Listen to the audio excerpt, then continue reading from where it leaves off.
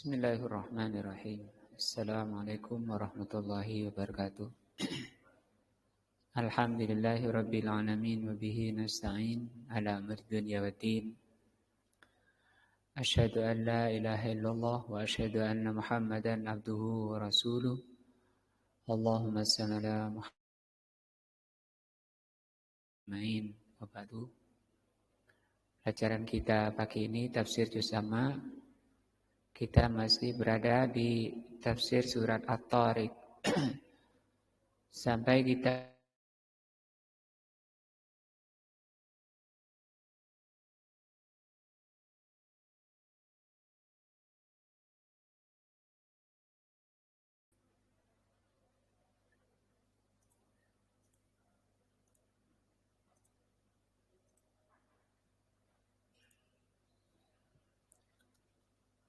di ayat 11 Allah bersumpah dengan langit was-sama'i dzatir raj', demi langit yang mengandung hujan, wal ardi dzatis sada', dan demi bumi yang memiliki rekahan.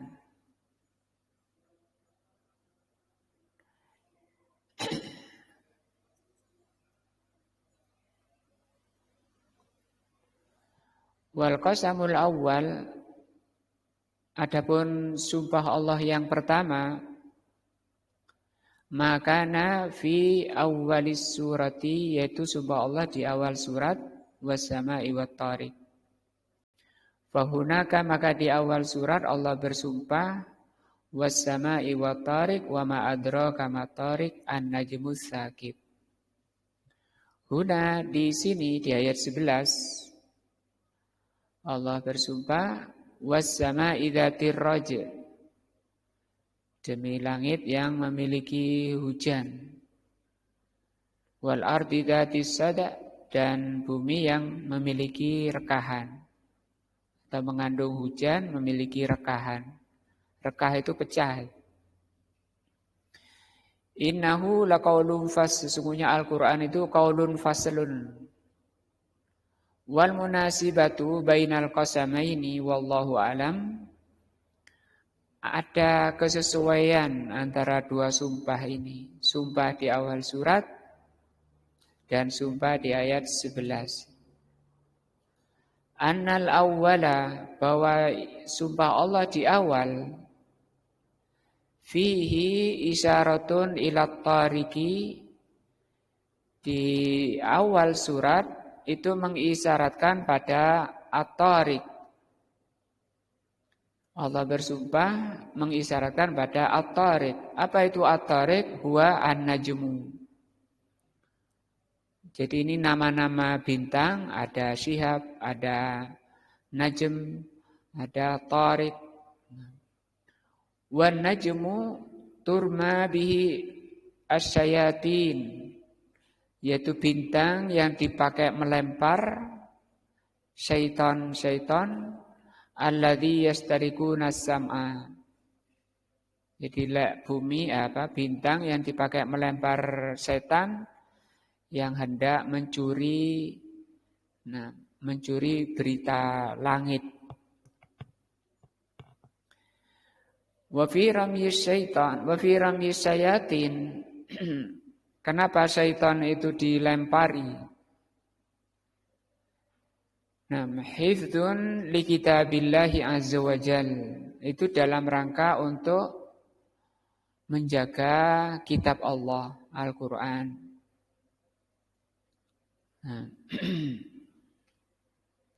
Amma huna, adapun di ayat 11, jadi di ayat pertama Allah bersumpah dengan langit, kemudian bintang. Bintangnya itu untuk melempar syaitan yang mau mencuri berita langit dalam rangka menjaga wahyu yang Allah turunkan. Amma huna, adapun di sini di ayat 11 ini, fa'aksama, Allah bersumpah bis sama, dengan langit. Dzatar raj'i, yang mengandung ar-raj'. Raj artinya hujan.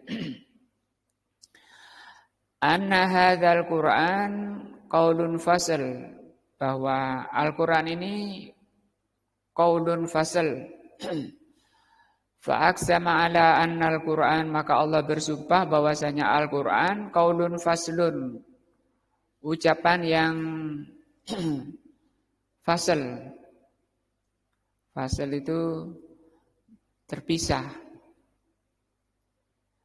Fasaral qasamul awal munasibatuhu, maka sumpah pertama di ayat pertama kesesuaiannya atau kaitannya anna fihi al-isyaratu ila ma yafaduhu bihi hadzal Qur'an.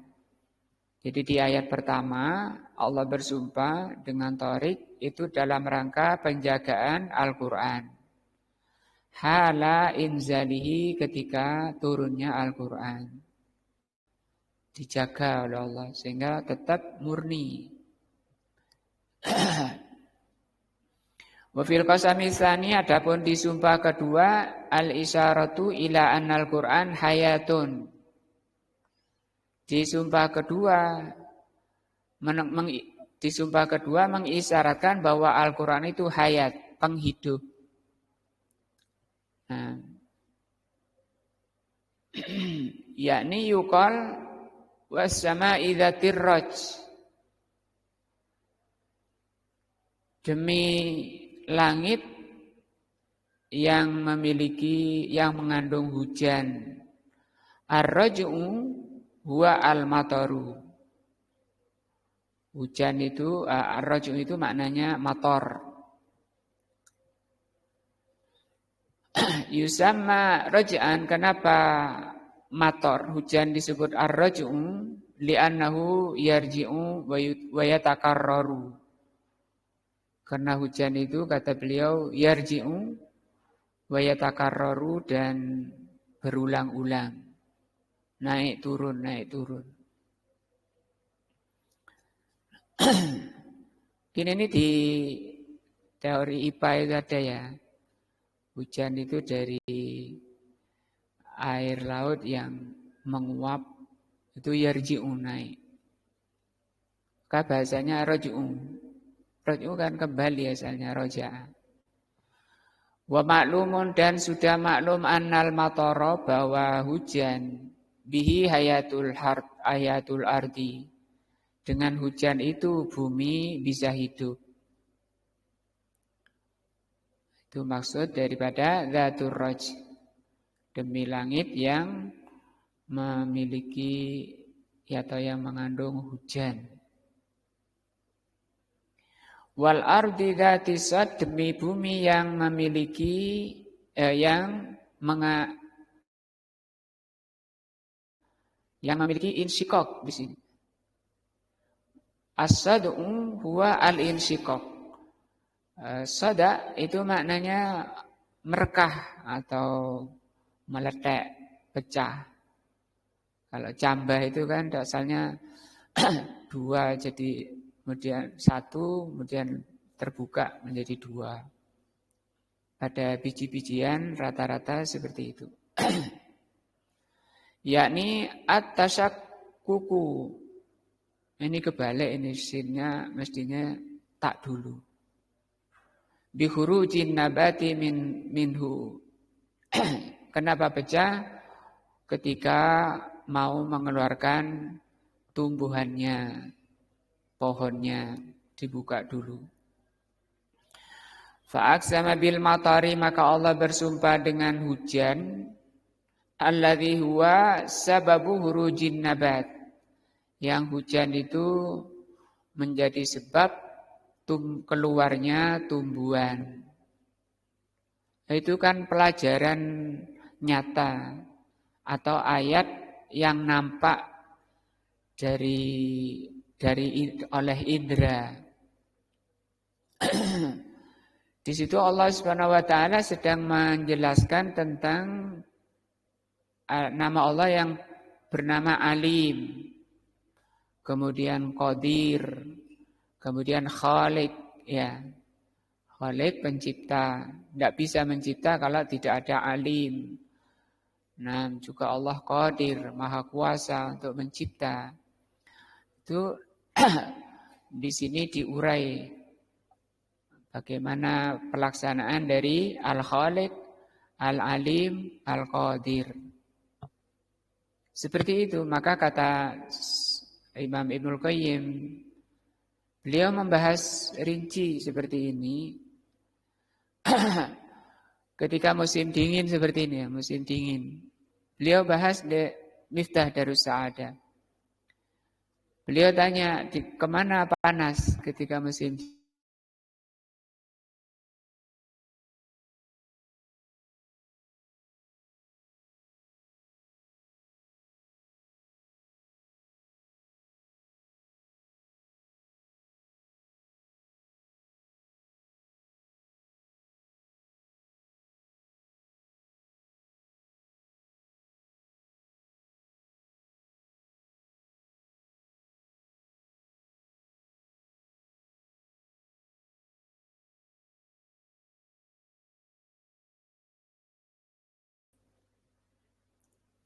Nah,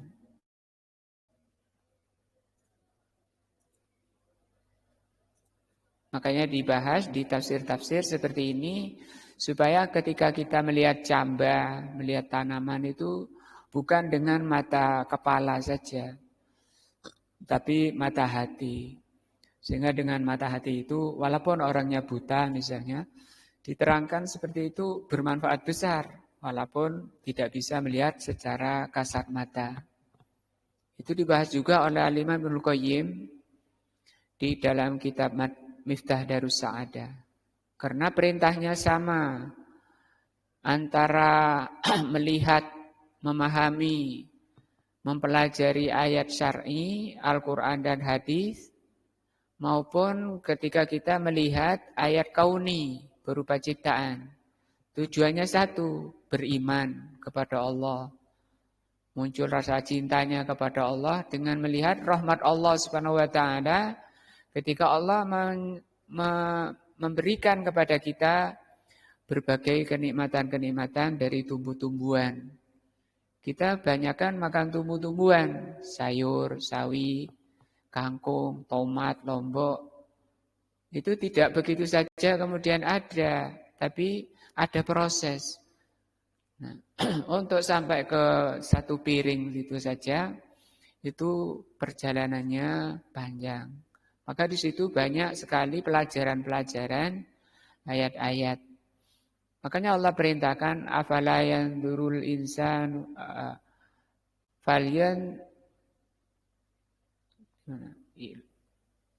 falyanzuril insanu ila ta'ami. Ya. Falyanzuril insanu ila ta'ami. Hendaknya manusia itu melihat makanannya. Sama dengan ketika melihat ayat kauni, itu tujuannya munculnya keimanan. Sama juga ketika kita membaca ayat, bukan hanya membaca. Karena Allah mencela, Rasul juga mencela orang yang sekedar baca tidak mau memahami. Allah berfirman, afala yatadabbarunal Qur'an. Kenapa tidak mau mentadabburi Al-Qur'an? Am ala qulubin aqfaluha. Atau karena memang hatinya sudah tertutup. Sama juga dengan firman Allah, afala yanzuruna ilal ibili kaifa huliqat. Kenapa manusia tidak melihat bagaimana unta diciptakan? Nah, kalau Al-Quran tadi yatadabbar, dipahami maknanya, kandungannya, tafsirnya. Kalau ayat tadi melihatnya bukan hanya dengan mata kepala, tapi dengan mata hati. Wa kulluhu isyaratun. Semua tadi mengisyaratkan ila hayatil ardi ba'da mautiha, mengisyaratkan kepada hidupnya bumi setelah kematiannya. Nah, Wal Qur'anu bihi hayatul qulub. Kalau hujan itu penghidup bumi, dengan Allah hidupkan tumbuh-tumbuhan, sementara Al-Qur'an hayatul qulub, menjadi sebab hidupnya hati ba'da mautiha, setelah kematiannya. Jadi hati bisa mati di dunia ini dan bisa hidup. Nah, bisa dihidupkan seperti tanah yang kering kena hujan tumbuh, hidup tanahnya. Bangkit tanahnya, bangun tanahnya, kemudian mengeluarkan tumbuh-tumbuhan. Dan juga hati, mungkin karena nasihat, karena kadang kena musibah, sadar.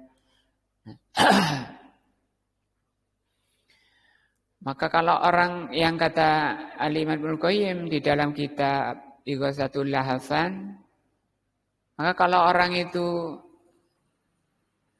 mati hatinya, dia telah mati sebelum matinya.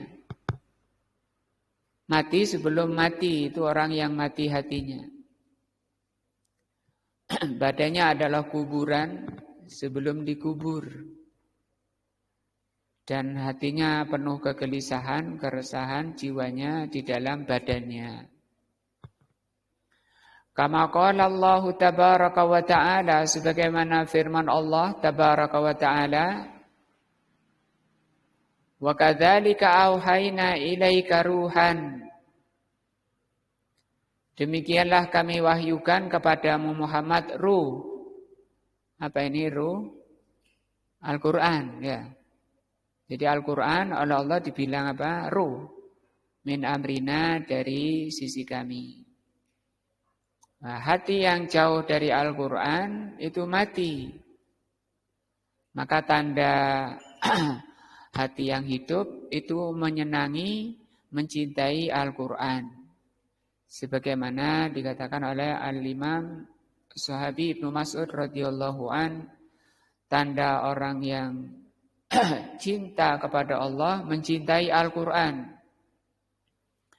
Tanda orang yang mencintai Al-Qur'an mau mempelajari Al-Qur'an, senang mempelajari Al-Qur'an. Karena ini menambah iman. Makanan hati yang menguatkan iman adalah mempelajari Al-Qur'an.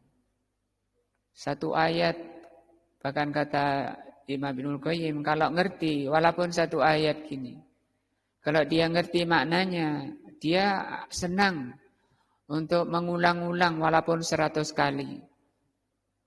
Dan dia tidak ingin nambah, memperbanyak bacaan. Lebih senang mengulang-ulang bacaan yang dia paham maknanya. Kenapa? Karena imannya bertambah. Ketika dibaca, imannya terus bertambah. Nah, satu kali baca, imannya bertambah. Sekali baca, dia imannya bertambah. Dan beliau bawakan riwayat sampai pernah Rasulullah SAW ketika bangun malam sampai menjelang subuh mengulang-ulang satu ayat. Karena tingginya makna Al-Quran, kandungan Al-Quran.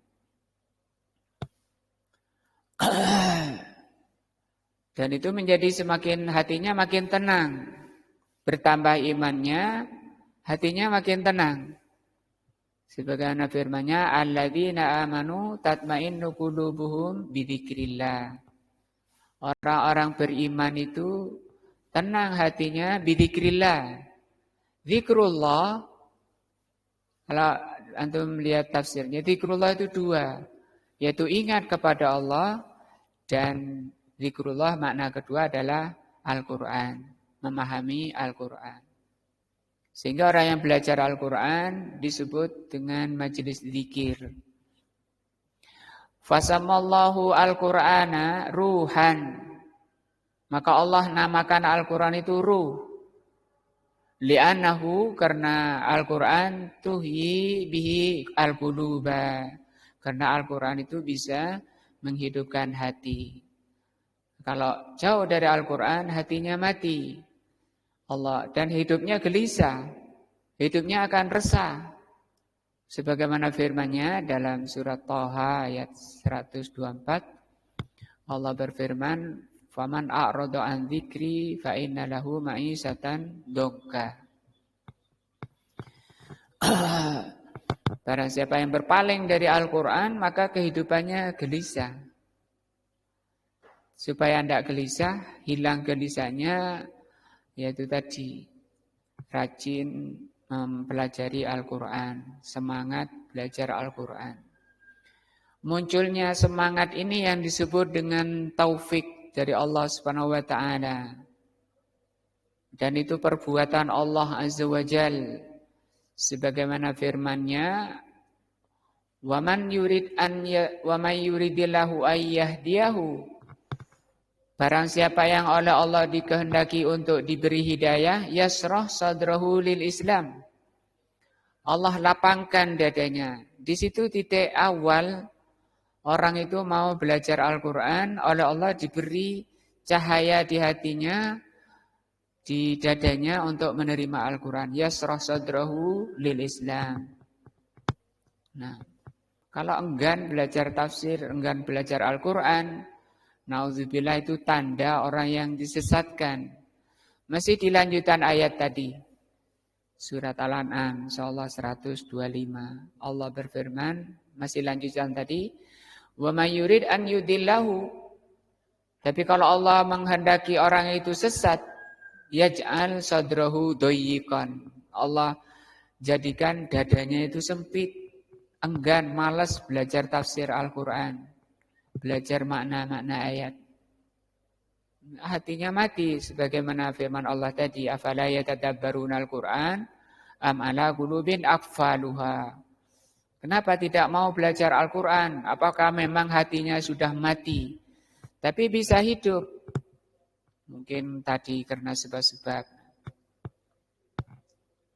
Yaqulu azza wa jalla, Allah Subhanahu wa Ta'ala berfirman, "Was-sama'i dzatir raj."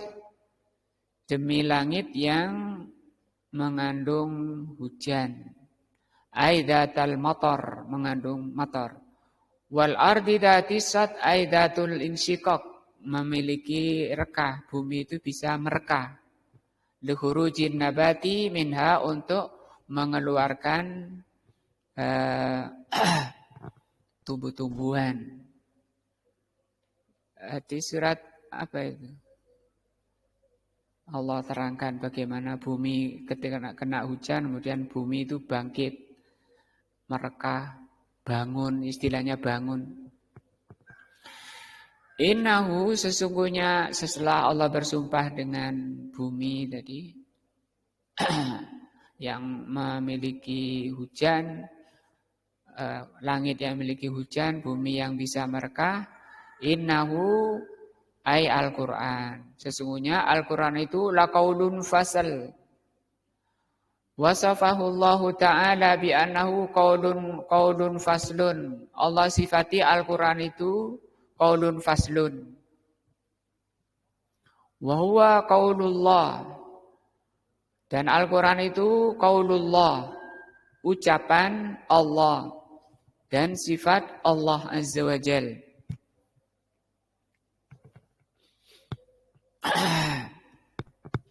Dan ini paling mempelajari sifat Allah itu makanan hati yang paling bergizi, paling menguatkan iman, paling cepat menguatkan iman. Kalau itu sudah dipelajari ya setiap ahad keempat, perkataan Al-Imam As-Sa'di rahimahullah. Juga Al-Imam Ibnul Qayyim di dalam kitab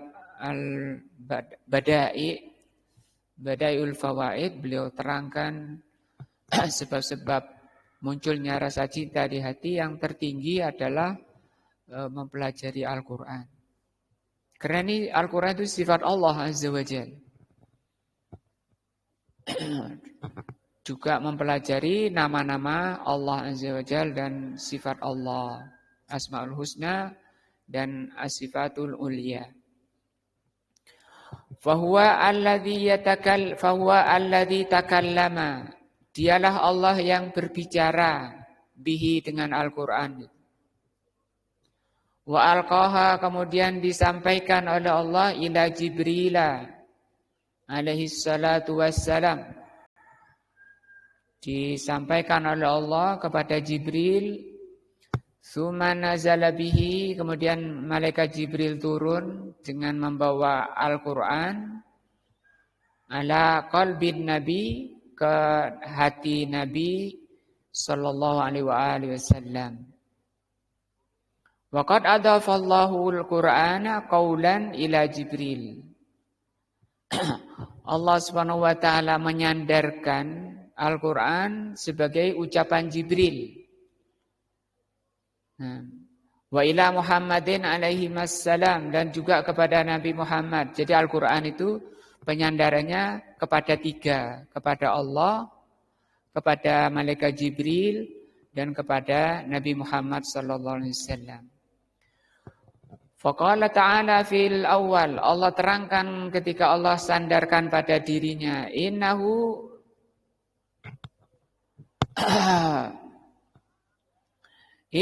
laqaulu rasulin karim. Ini ke Jibril ya, kepada malaikat Jibril. Sesungguhnya Al-Quran itu ucapan rasulin karim, utusan yang mulia. Dzi quwwatin inda dzil arsy makin, yang memiliki kekuatan di arsil makin. Muta'in tsumma amin, yang ditaati dan dipercaya. Ini ayat surat At-Takwir menjelaskan tentang sifat Rasul pertama dari kalangan malaikat, yaitu malaikat Jibril. Wa qala fi tsaniyah, dan yang kedua, idafatuhu ila Rasul sallallahu alaihi wasallam, innahu laqaulu rasulin karim wa ma huwa biqauli syair qalilan ma tu'minun. Sesungguhnya yang dibawa oleh Rasulullah adalah rasulin karim, laqauli rasulin karim, ucapan utusan yang mulia, wa ma huwa biqauli syair, bukan ucapan penyair. Qalilan ma tu'minun, sedikit yang mau beriman. Fafil awwali adafal qawlu ila Jibril. Di ayat tadi At-Takwir, Allah sandarkan Al-Quran sebagai ucapan Jibril alaihi salatu wassalam. Kenapa? Li'annahu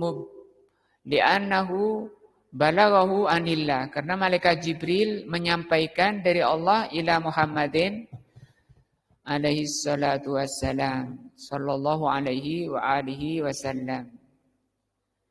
Disandarkan pada malaikat Jibril karena beliau menyampaikan kepada Nabi Muhammad sallallahu alaihi wasallam. Wa fi tsani, yang kedua, Al-Qur'an disandarkan sebagai ucapan Nabi Muhammad.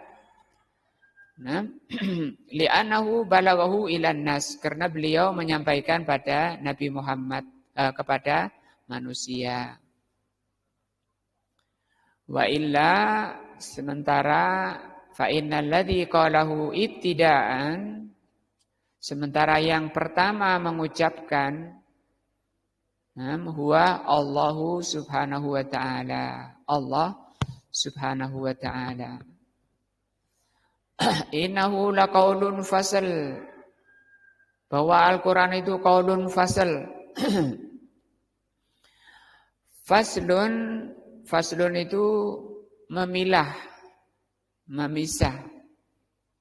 Pasal misalnya, pasal 1, pasal 2, itu berpisah, pemisah. Yufassilu bainal haqqi wal batil, memisah. Al-Quran itu antara al-haq dan al-batil. Wa bainal muttaqina waz zalimin, antara orang bertakwa dan orang zalim. Bal innahu fassala, bahkan Al-Quran itu memisah. Faslun ay qati'un, menjadi qati' pemutus.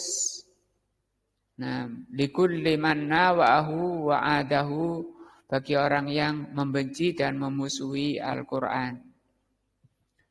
Walihada najidul muslimina, sehingga kamu dapati muslimin lama kanu yujahidunal kuffar, ketika muslimin itu memerangi Al-Qur'an, memerangi orang-orang kafir bil Qur'an, dengan bimbingan Al-Qur'an, najiduhum, kita dapati mereka ghalabul kuffar, mereka bisa mengalahkan orang kafir. Nah, terutama di masa Rasulullah SAW yang mereka langsung dibimbing oleh pembawa Al-Quran. Wa qata'u dabirahum, dan bisa memutus segala makar mereka. Wa qada bainahum, dan Allah menangkan muslimin. Falamma a'radu, tetapi ketika muslimin itu mulai berpaling anil Quran, dari Al-Quran, huzimu wa udhilu, maka mereka dihinakan dan direndahkan. Biqadri bu'dihim anil Quran, sejauh mana kekalahan muslimin tergantung jauhnya mereka dari Al-Quran. Maka kenapa para ulama ahlus sunnah, terutama ulama Saudi zaman kita ini, menasihati kenapa di Palestina gak menang-menang muslimin. Kenapa Aljazair, kenapa negara-negara Islam itu begitu hina. Kebanyakannya dan rata-ratanya mereka karena ini sebabnya. Makanya para ulama menasihatkan kembali, mereka tidak akan menang kecuali kembali kepada Al-Quran, kembali kepada As-Sunnah. Nah, mereka jauh dari As-Sunnah rata-rata, maka itu yang dialami. Sebagaimana Rasulullah bersabda, yusaku antuda'a, sebentar lagi kalian akan menjadi rebutan oleh orang kafir. Kama tuda'al akalatu ala kis'atiha, seperti makanan yang dijadikan rebutan oleh orang yang lapar. Muslimin jadikan rebutan. Sampai sahabat heran bertanya, amin killatina yauma idin ya Rasulullah. Apakah ketika itu jumlah kami sedikit? Tidak, kata Rasul, tidak. Bal antum kasirun, bahkan kalian banyak. Walakinnakum wusaun ka wusaisil, tapi kualitas kalian seperti buih. Tadi enggak ada iman, jauh dari Al-Quran.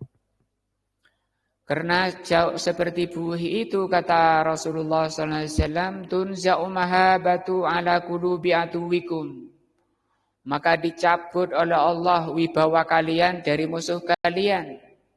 Tidak ada wibawanya muslimin. La tunza'u, tidak akan dicabut oleh Allah Subhanahu wa taala, tidak akan dikembalikan kewibawaan kalian itu hatta tarji'u ila dinikum, sampai kalian kembali kepada agama kalian.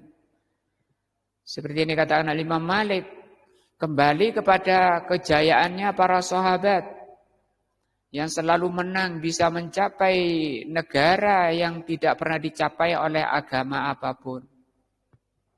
Masa beliau, masa para sahabat radhiyallahu anhum. La tunza'u